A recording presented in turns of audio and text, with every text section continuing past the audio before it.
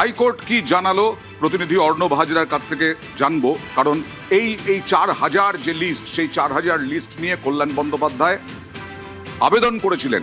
তারপরে সেই হাইকোর্টে আবেদন বা প্রত্যাহার করে নিল কমিশন। নির্দেশ, সরাসরি চলে যাব অর্ণবের কাছে। অর্ণব, রায়দান তো স্থগিত রেখেছিলেন, কিন্তু অলরেডি নির্বাচন কমিশন জানিয়ে দিল যে তারা প্রত্যাহার করে নিয়েছেন। কি বলল হাইকোর্ট তারপর?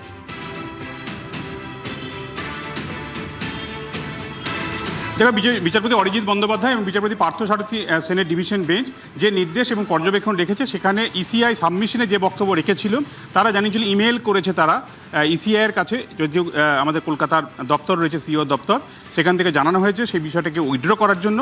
এবং সেটা নির্দেশনামায় নির্দিষ্ট করে উল্লেখ করা হয়েছে গতকাল 27শে এপ্রিল এই যে উদ্বেগ তালিকা বা প্রিভেন্টিভ অ্যারেস্টের যে তালিকা প্রকাশ করেছিল, দুটি পৃথক তালিকা, সেই তালিকা প্রত্যাহার করে নিয়েছে কমিশন নতুন আরেকটি মেমোরেন্ডাম বা নতুন আরেকটি সার্কুলার বা নির্দেশিকা জারি করে। অর্থাৎ এক নির্দেশিকায় গতকাল 27শে এপ্রিল তারা যে তালিকা প্রকাশ করেছিল, নতুন করে আরেকটি নির্দেশিকা জারি করে সেই তালিকা প্রত্যাহার করেছে কমিশন।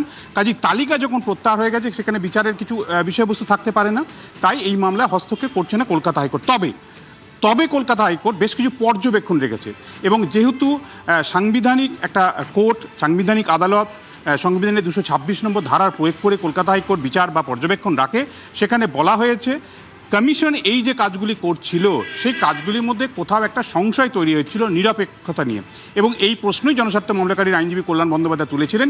সেখানে পরিষ্কারভাবে লিখে দেওয়া হয়েছে যে আদালত প্রত্যাশা রাখছে, আদালত নিশ্চিত থাকছে এবার থেকে নির্বাচন কমিশন এই রাজ্যের দ্বিতীয় দফার যে ভোট বা এই ভোট পর্বটা, সেটা সুষ্ঠুভাবে শান্তিপূর্ণভাবে করার জন্য নিরপেক্ষ হয়ে সিদ্ধান্ত নেবে। 2, তারা কোনো রকম রাজনৈতিক দলের প্রতি পক্ষপাত দুষ্ট হয়ে সিদ্ধান্ত নেবে না।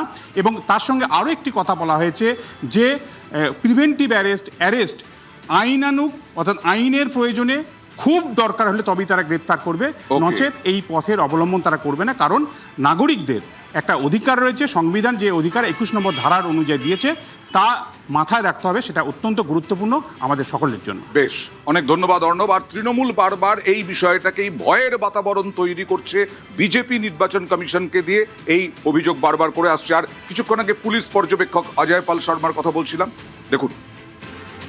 जितने भी लोग हैं अच्छी तरह से समझ लें कि अगर किसी ने बदमाशी करी तो उनका कायदे से इलाज किया जाएगा। फिर अगर कहीं से खबर आ गई कि किसी ने कोई खुराफात करने की, किसी को परेशान करने की कोशिश की है, तो फिर उसकी खबर फिर अच्छे से लेंगे हम। ये जहांगीर के घर वाले भी खड़े हैं, उसको बता देना कायदे से। ये बार बार जो खबरें आ रही है कि उसके लोग धमका रहे हैं, तो फिर अच्छे से खबर लेंगे, फिर बाद में रोना पछताना मत। ফলতাই কোনো ঝামেলা হচ্ছে না, অশান্তি হচ্ছে না। অজয় পাল শর্মা এসে শান্ত ফলতাকে গরম করার চেষ্টা করছে। অজয় পাল শর্মা উত্তর প্রদেশের আইপিএস অফিসার, তাকে এবার দক্ষিণ 24 পরগনার পুলিশ অবজারভারের দায়িত্ব দিয়েছে নির্বাচন কমিশন। সোমবার তিনি ডায়মন্ড হারবার লোকসভা কেন্দ্রের অন্তর্গত ফলতায় যান। প্রথমে যান ফলতা বিধানসভা কেন্দ্রের তৃণমূলের প্রার্থী জাহাঙ্গীর খানের পার্টি অফিসে।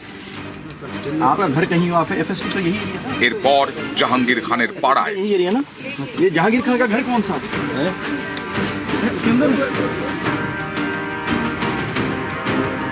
जहांगीर के घर वाले भी खड़े हैं, उसको बता देना कायदे से। জাহাঙ্গীর খানের বাড়ির সামনে গিয়ে স্বতঃপ্রণোদিতভাবে অজয় পাল শর্মাকে বলতে শোনা যায়, ভোটারদের ভয় দেখানোর খবর পেলেই কড়া পদক্ষেপ করা হবে। जितने भी लोग हैं अच्छी तरह से समझ लें कि अगर किसी ने बदमाशी करी तो उनका कायदे से इलाज किया जाएगा। फिर अगर कहीं से खबर आ गई कि किसी ने कोई खुराफात करने की, किसी को परेशान करने की कोशिश की है, तो फिर उसकी खबर फिर अच्छे से लेंगे हम। ये जहांगीर के घर वाले भी खड़े हैं, उसको बता देना कायदे से। ये बार बार जो खबरें आ रही है कि उसके लोग धमका रहे हैं, तो फिर अच्छे से खबर लेंगे, फिर बाद में रोना पछताना मत। ফলতাই কোনো ঝামেলা হচ্ছে না, অশান্তি হচ্ছে না। অজয় পাল শর্মা এসে শান্ত ফলতাকে গরম করার চেষ্টা করছে।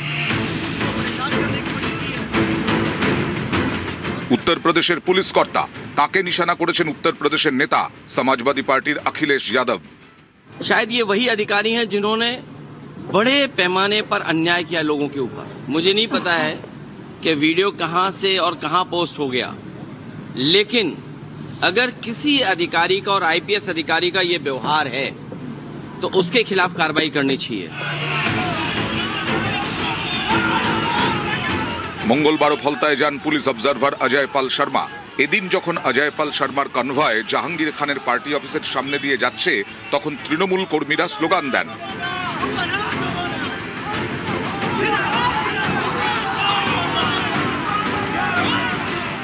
উত্তরপ্রদেশের আইপিএস অফিসার, পশ্চিমবঙ্গে পুলিশ অবজারভার, তার একটি ভিডিও পোস্ট করেছেন তৃণমূল সাংসদ মহুয়া মৈত্র।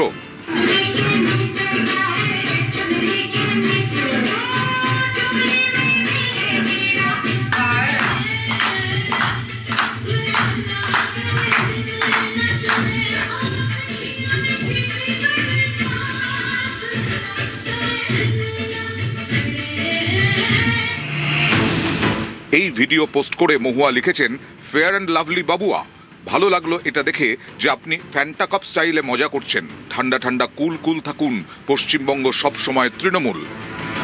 परेशान करने की कोशिश की है। অজয় পাল শর্মাকে নিশানা করে সোশ্যাল মিডিয়ায় পোস্ট করেছে তৃণমূলও। প্রার্থী তার বাড়ি চলে যাচ্ছে, বাড়িতে কোনো পুরুষ নেই, সেখানে ঢুকে রেড করে তাকে ব্যতিব্যস্ত করতে পারে, এটা কি কোনো পুলিশ অফিসারের কাজ? ইলেকশন কমিশনের গাইডলাইন বলছে যে পুলিশ অবজারভার অর্থাৎ যে কোনো অবজারভার সে চোখ আর কান হবে, হাত আর পা নয়। তার মানে সে পর্যবেক্ষণ করবে আর বলবে যদি তার কিছু বলার থাকে। এর পাস হিস্ট্রি সকলের জানার আছে, এর বিরুদ্ধে কি কি অভিযোগ আছে। এই ধরনের একজন পুলিশ অফিসারকে অবজারভার হিসেবে পাঠানো, এটা কোন आईनी पद्धतिर मध्य पड़े? सिंघम होके रहिए, उत्तर प्रदेश में रहिए, हम लोग है यहाँ पर पुष्पा जैसे, आपको बोल देंगे कि हम लोग झुकेंगे नहीं।